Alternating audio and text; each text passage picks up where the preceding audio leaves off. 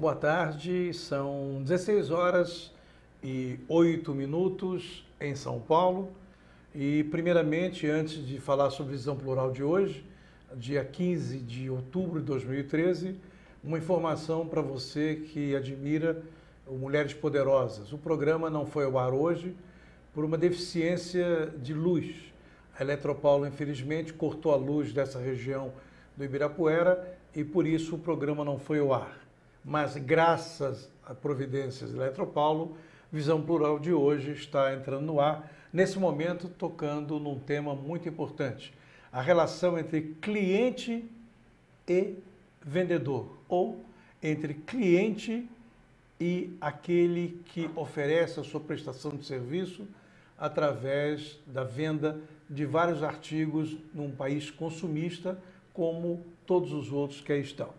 E para falar sobre ele, nós vamos ter um alemão que tem um nome muito estranho, mas muito estranho. Então eu vou dizer o nome dele. Se eu errar, ele vai consertar.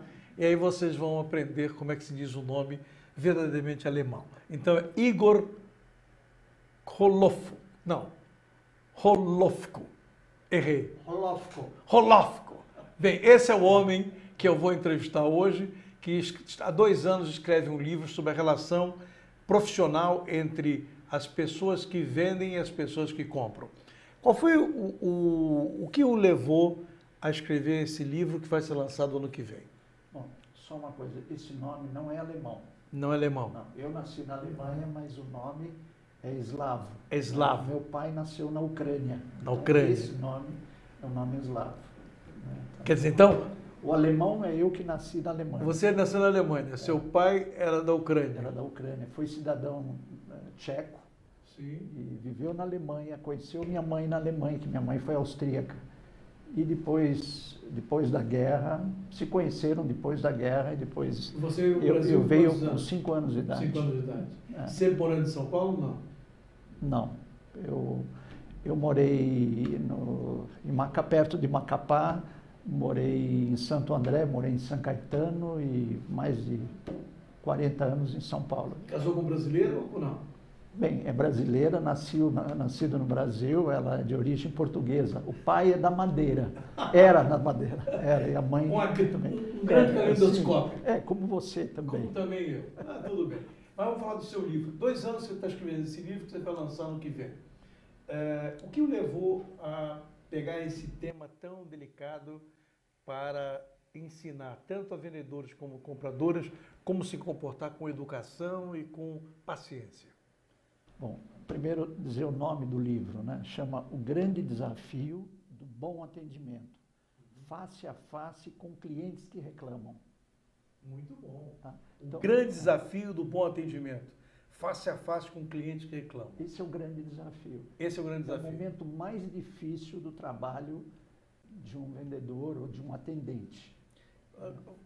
Como consumidor, você acha que pioraram as relações entre o consumidor e o vendedor?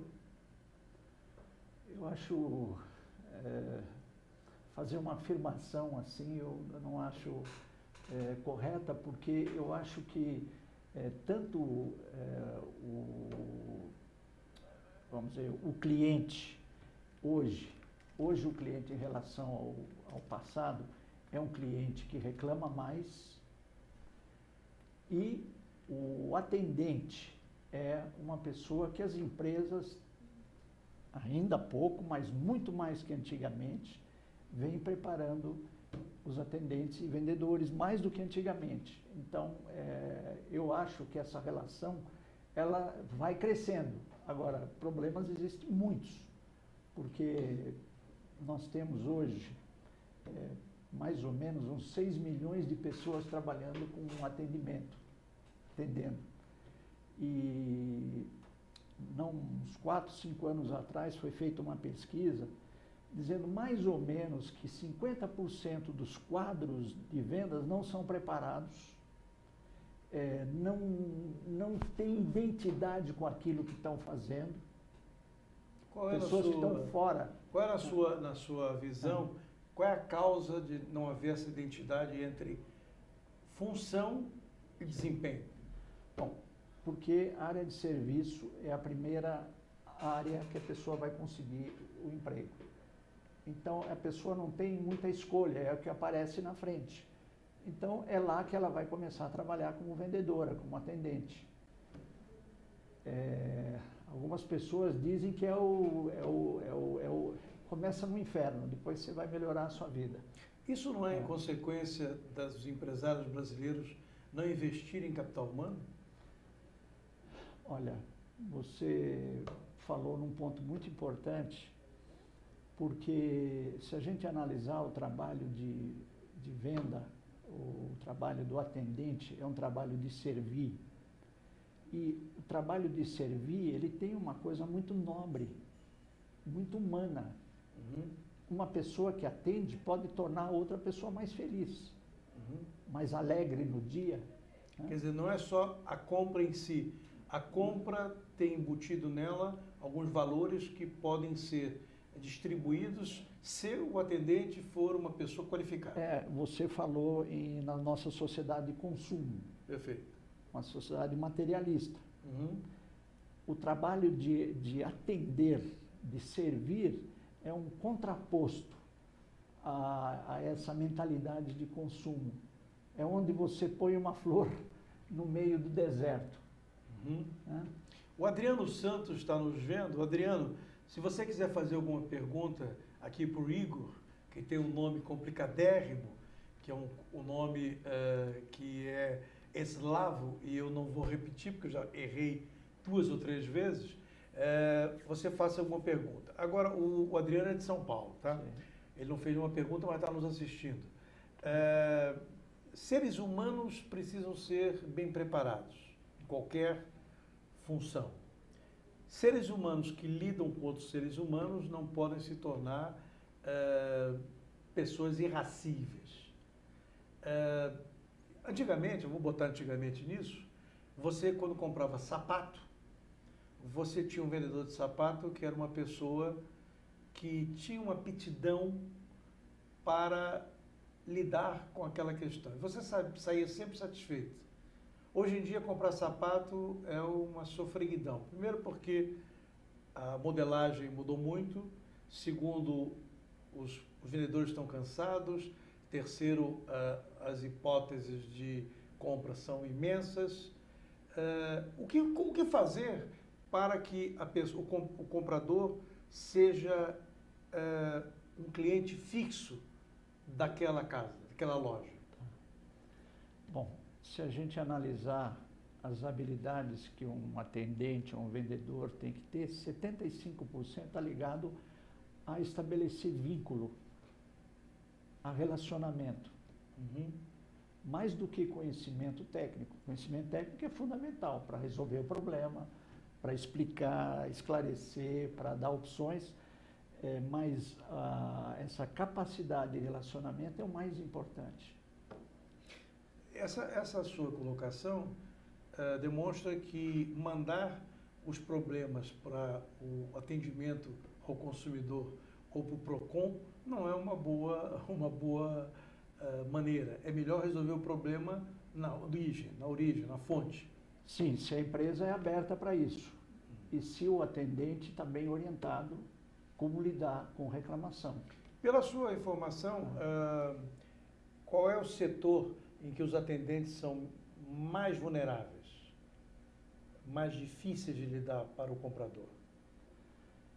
No momento de descarga, no momento que o cliente fica alterado com uma reclamação, os atendentes, vendedores não têm preparação. Quais são os atos falhos mais comuns na venda? Ou no atendimento, na verdade? Bom, eu acho que um dos mais importantes é a distração. É a falta de concentração naquilo que está fazendo, a falta de consciência do que, afim, ele está lá para quê. Né? É como se fosse um robô, um piloto automático, se repetindo a cada cliente que entra na loja. O Adriano Santos mandou uma pergunta, mas eu antes quero perguntar uma coisa interessante. Será que o fato de o atendente não é só preparo, uma questão mais delicada. O fato do atendente saber, ele tem uma meta a cumprir, e ele ganha por comissão, isso faz com que ele menospreze o cliente? Isso é uma pergunta importante. Se não houver nenhum trabalho em cima desse atendente ou desse vendedor, a tendência é ele simplesmente perder a sensibilidade com as pessoas. Essa é uma força que vai nesse sentido, se nada é feito além. Uhum. Então, o vendedor, no caso, você falou comissionamento, se ele praticamente não ganha nada, é só comissão, então é um trabalho, é uma força muito grande para que ele se desumanize, né? O Adriano Santos pergunta o seguinte: o senhor acha que os impostos deveriam ser anunciados no valor de cada produto? Bom, eu acho Adriano Santos, de São Paulo. Sim, Fala Adriano, com ele. Bom, Adriano, muito obrigado pela sua participação. Agora, isso é uma coisa pessoal, quer dizer, foge um pouco do que nós estamos falando, mas como na relação de consumo, eu gostaria que os produtos tivessem isso que você está dizendo. Eu acho que isso é uma tendência cada vez maior dos clientes, dos consumidores quererem saber o que estão pagando. Agora, o senhor tem algumas histórias interessantes para contar para nós sobre... Eu esqueci de ligar o computador, o celular, desliguei agora. Algumas histórias sobre atendimentos estranhos nas lojas? Bom, atendimento estranho, às vezes o atendimento é estranho negativo, às vezes é um estranho positivo, porque surpreende, porque a gente me dá dos dois lados, me dá dos dois lados. Um atendimento assim que aconteceu com um amigo meu esses dias, ele estava num fast food, numa fila.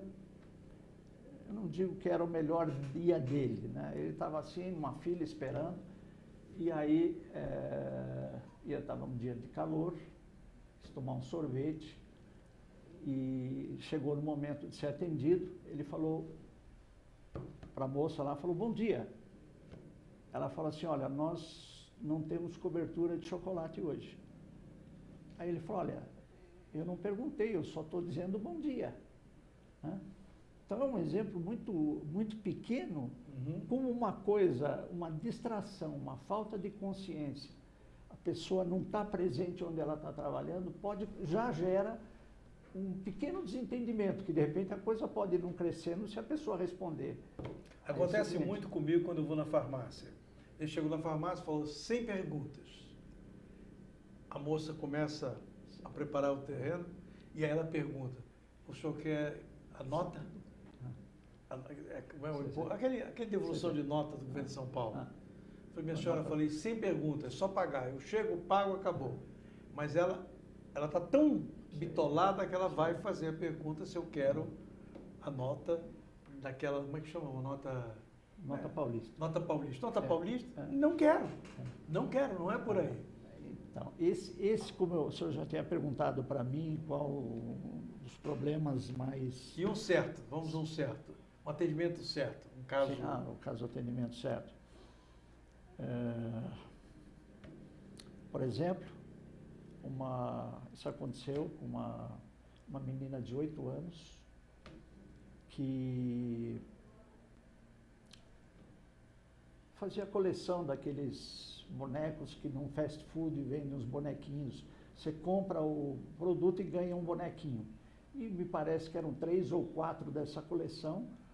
E ela comprava para formar a coleção, mas um deles estava sempre faltando, ela não conseguia. Então, num dia, ela foi em 3 fast food dessa rede para conseguir, e chegou no terceiro, comprou e não conseguiu esse produto. E estava lá exposto na frente. A menina de 8 anos foi reclamar, queria falar com o gerente. E falou para o gerente, é a terceira loja que eu venho, eu estou procurando há muito tempo essa miniatura, esse brinquedo, e eu não consigo, não está certo isso.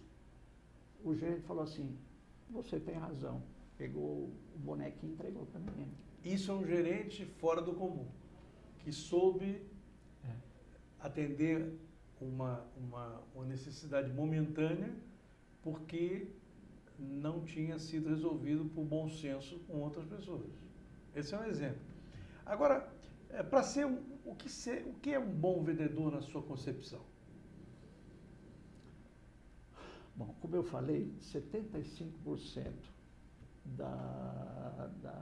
das habilidades mais importantes de um vendedor estão ligados a relacionamento.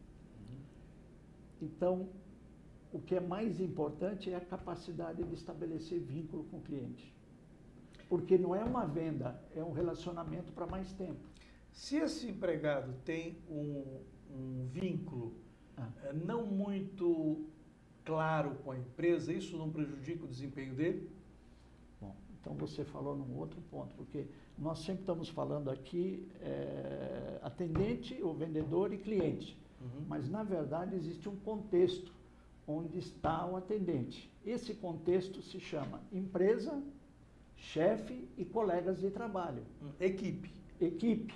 Então, todos esses três afetam muito um atendente, o vendedor. Então, eu falei no começo que 50% das pessoas não estão muito ligadas ao que estão fazendo. E uma parte dessas pessoas não estão ligadas por também não gostarem da empresa.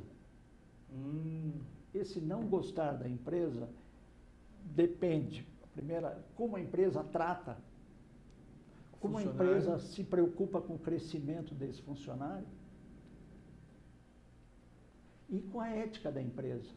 Como é que um atendente vai sentir orgulho, vai representar a empresa, se a empresa não é ética?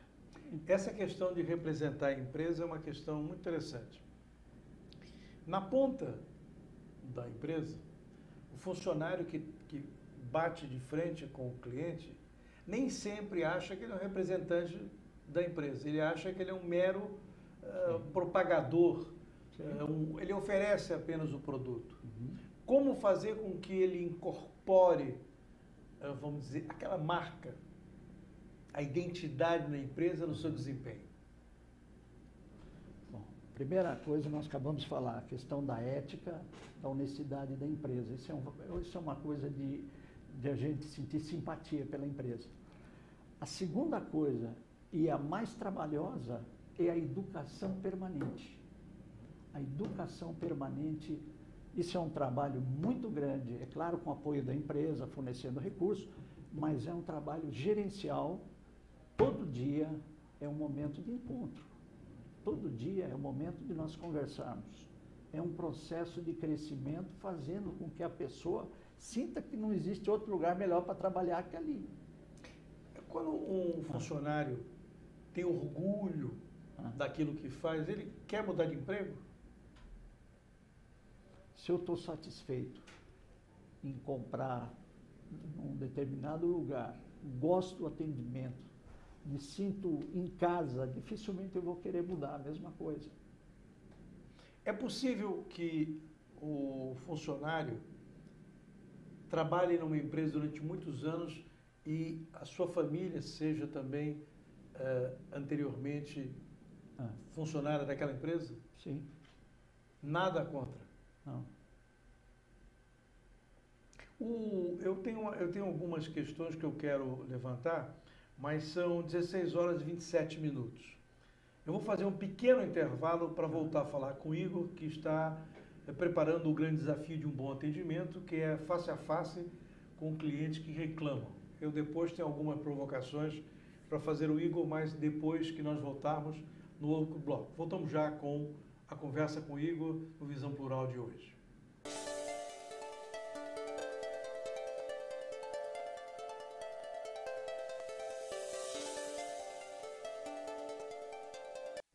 Dê só a mão, por favor. Preciso me concentrar. Chamar os espíritos. Espíritos. Voltaram. Chegaram. Estão aqui. Eu vejo que o senhor peidou. Putz, que a senhora é boa mesmo. Nem fez barulho e a senhora já tá descobrindo as coisas. Madame nunca falha, meu filho. Vejo aqui nas minhas cartas que o senhor é casado. Sou casado. Vejo também que o senhor não possui filhos. Não. Eu tenho filho, sim, tenho 2. Senhor, os espíritos ficam nervosos porque as cartas não mentem jamais. Elas não erram. O senhor não tem filhos. Quer dizer que... Filha da puta! Exatamente. Exatamente o quê? As crianças O que tem? são filhos da puta. Vejo que o senhor também tem uma mediunidade, que o senhor está conectado. Puta que pariu! 2. 2 o quê? A puta pariu 2. 2 crianças, 2 filhos, sua mulher. Eu vou lá agora tirar isso ali. Não, os espíritos pedem que o senhor sente, que o senhor se acalme, porque eu vejo a minha bola. Nesse momento eu vejo que ele está lá, que o pai das crianças está lá com ela. Eles estão todos em família. E o senhor não vai estragar este momento jamais. Caralho!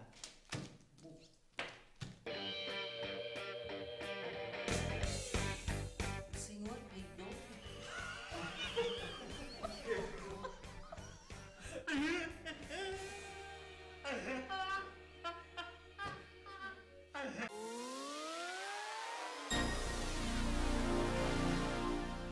Entrevistar o dono aqui, liguei para ele e falei, olha, Entrevistar o dono. voltamos agora com Visão Plural, hoje com o Igor, digo o sobrenome, Holovko. Holovko, até o Que fim não do é programa, alemão. que não é alemão.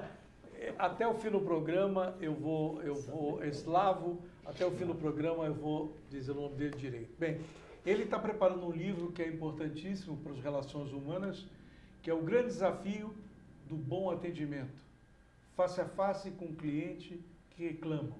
Esse é o subtítulo.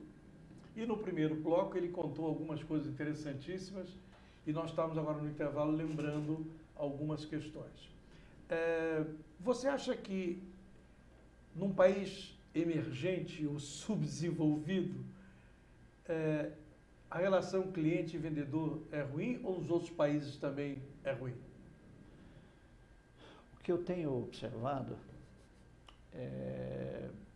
países mais antigos, na Europa, o atendimento não é algo que a gente possa dizer como modelo. Eu me surpreendo mais nos Estados Unidos com atendimento nas lojas do que com a Europa.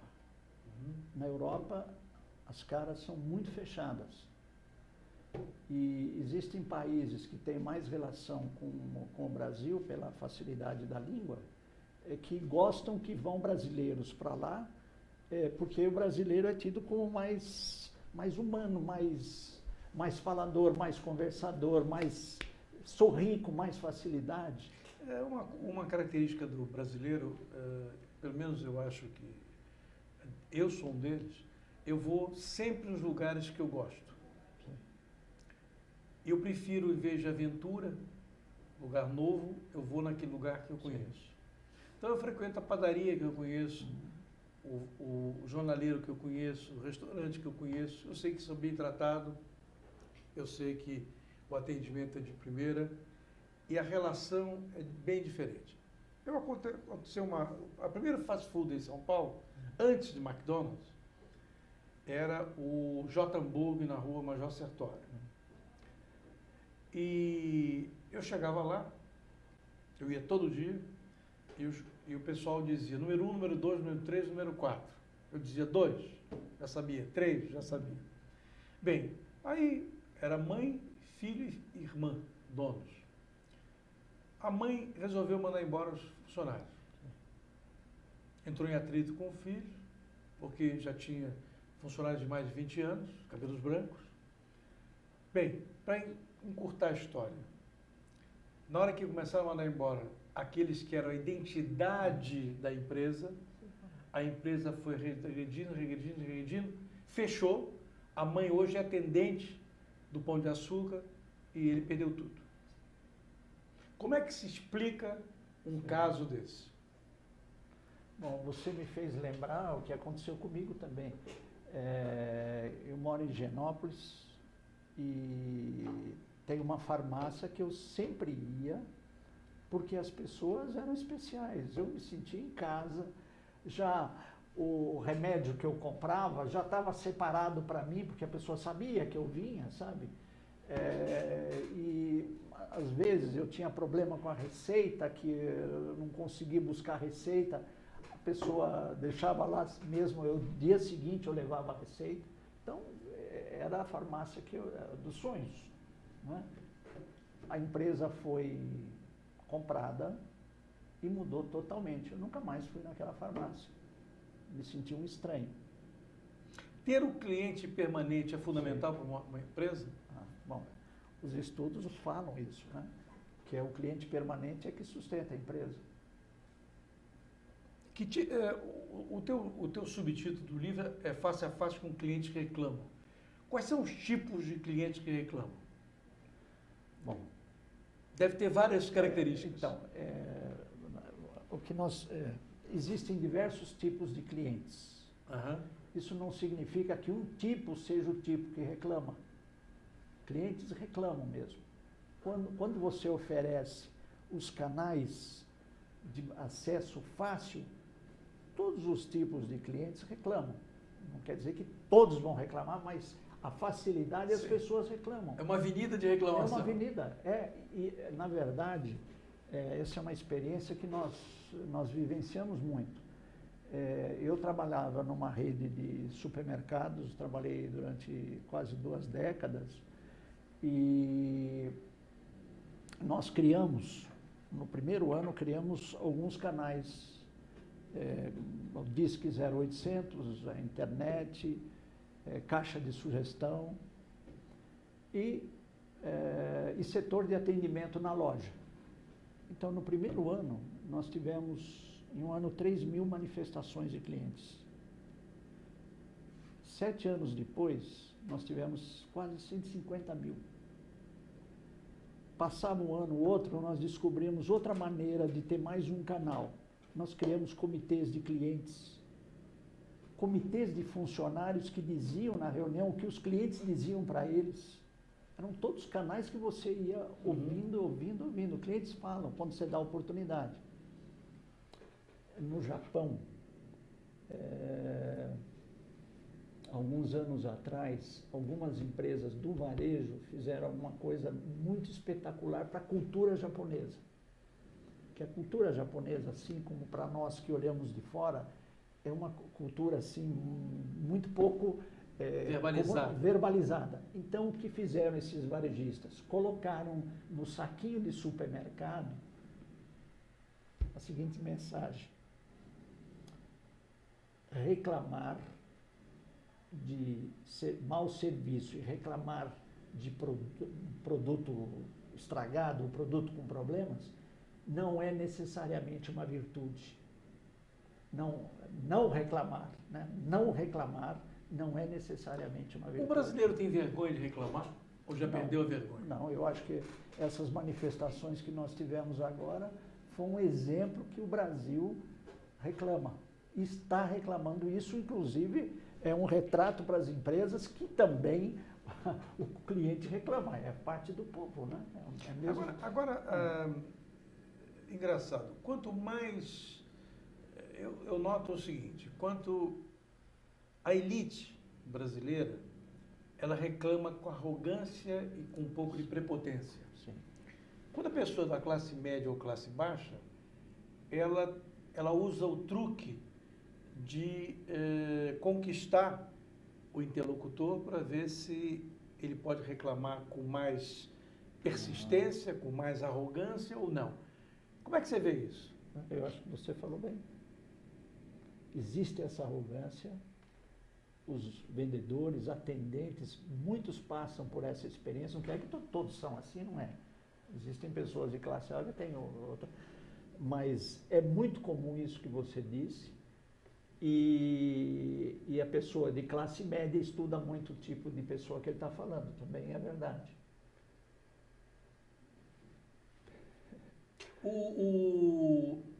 No Brasil, como é que se deve preparar um bom vendedor? Então, existe o lado da empresa, existe o lado do gerente, existe o lado dos colegas de trabalho e existe o próprio atendente. Em primeiro lugar, o atendente, ele tem que ter um esforço para crescer, um desejo de melhorar. De ser gerente futuramente. De ser gerente ou de melhorar como naquilo que ele gosta de fazer. Né? Uhum. Ter sonho, ser gerente. Foi feita uma pesquisa há uns anos atrás, nos Estados Unidos, que quase metade dos CEOs vieram da área de vendas. Uhum. Então existe subir desde que a pessoa tenha algumas ambições de crescimento, né? Então existe um trabalho muito grande dele pesquisar, de estudar, de aprender com os colegas, de aprender com o chefe, de aprender com as suas próprias experiências, de ter um ambiente onde ele possa compartilhar essas experiências. Aqui você falou no livro de face a face com clientes que reclamam. Clientes que reclamam geram muita tensão. É a parte mais difícil do trabalho. Um conflito. Como eu falei. O conflito com o cliente é uma das maiores dores de quem trabalha em atendimento. É a maior dor. Né? E pessoas que trabalham onde existem reclamações constantes podem chegar a sentimentos depressivos muito fortes. E aí tem problema psicológico difícil. Na França, por exemplo, para dar um exemplo, 3, 4 anos atrás, a Telecom, a maior empresa na Europa de comunicação, eles tiveram maior índice de suicídios entre pessoas que trabalhavam na central de atendimento. Por quê? Agora, modernamente, as empresas transferiram para call center as reclamações. E aí vem aquelas moças que só usam o infinitivo e tem aquele quadradinho que elas têm que responder. Agora eles estão, você que é cliente em São Paulo, tem uma pessoa em Uberlândia que liga para você e que começa a responder suas questões. Essa diferença educacional, essa diferença, vamos dizer, de vivência de grande cidade, prejudica a relação do call center com o cliente? Eu diria que pode até prejudicar, mas o ponto mais importante é a sensibilidade dessa pessoa com relação ao cliente. Mais do que essa diferença. Porque a diferença entre regiões, nós estamos vivendo a diferença, essa globalização, isso faz parte daquilo que vai acontecendo no mundo cada vez mais. Uhum. O ponto mais importante é essa sensibilidade, essa questão de criar o vínculo durante a comunicação. A questão do vínculo é muito interessante. Você quando reclama, por exemplo, aconteceu comigo há uns dias atrás. A minha net quebrou. Eu liguei, tive que ouvir aquela demorar, e aí chegou um funcionário. Ele entrou dizendo que a net não erra, em vez de ver qual é o problema. Claro. Aí eu falei, meu amigo, só para lhe dizer uma coisa, eu não tenho o telefone da Embratel, que é da NET, e toda conta, todo mês vem a cobrança de R$40 a mais, eu tenho que ligar, pedir uma segunda via, e eles dizem que foi um erro. Isso faz 3 anos. Já foi um funcionário na minha casa, da própria NET, comprovando que eu não tenho telefone. Ligou na minha frente para lá dizendo que não funciona, que eu não tenho, e todo mês eu tenho que gastar ligação, tal. As empresas modernas, elas se acham um pouco arrogantes? Empresas modernas, muitas têm essa postura mesmo. Eu, por exemplo, eu comprei há um ano atrás um troquei de piso na minha casa e veio numa quantidade muito acima do que precisava e eu paguei por esse acima, então eu pedi devolução. A resposta, sim, pois não, nós vamos fazer. Isso aconteceu em outubro do ano passado. Eu recebi a semana passada essa compensação, um ano depois. Eu tive problema numa loja de tênis, de calçados. Houve um problema na compra, um erro deles, e eu só fui ressarcido um ano depois. Né? E são empresas conhecidas, marcas conhecidas. Então, o que você está me perguntando é o seguinte, são poucas as empresas que realmente se preocupam com excelência de atendimento. Vamos atender, mas excelência de atendimento exige um esforço maior. E esse esforço maior, por falta de informação, por falta de dedicação, por falta de visão, acaba não sendo feito. Nos Estados Unidos, eles fizeram uma pesquisa entre 400 empresas baseadas em reclamações e elogios de clientes. Das 400, 2% superaram expectativas, 6% atingiram as expectativas e o resto tudo abaixo das expectativas. Vamos concordar que a educação, a falta de educação, a falta de preparo, pode criar atendentes desqualificados. Mas nem sempre a pessoa que não tem formação será um mau atendente. O que vai determinar se ele é um bom atendente ou não são os valores humanos que ele tem. Ou não? Que ele tem ou que ele vai adquirir também. E esse vai adquirir é um trabalho muito grande da empresa, principalmente do gerente. O gerente é um educador.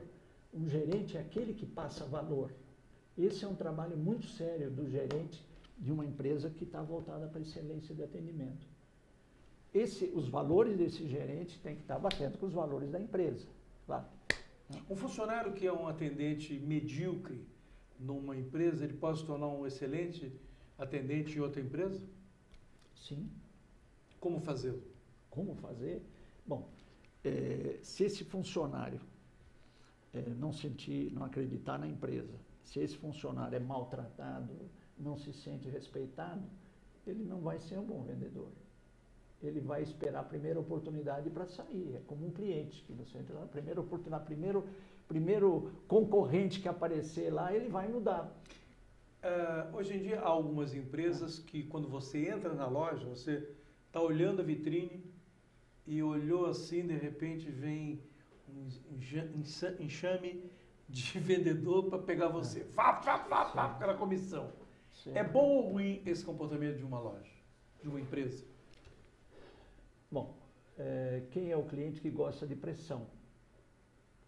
Que se sentir usado, que não existe interesse nele, simplesmente de vender. O cliente quer que as pessoas sejam pacientes com ele, deem o tempo que ele precisa.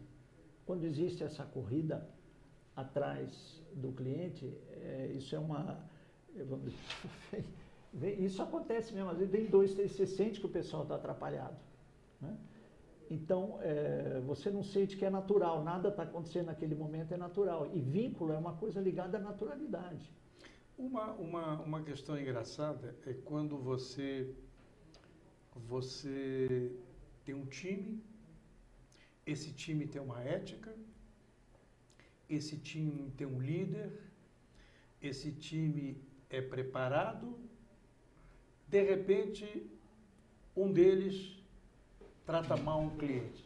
Que tipos de clientes, quais são vamos dizer, tipologias de clientes que existem no seu estudo?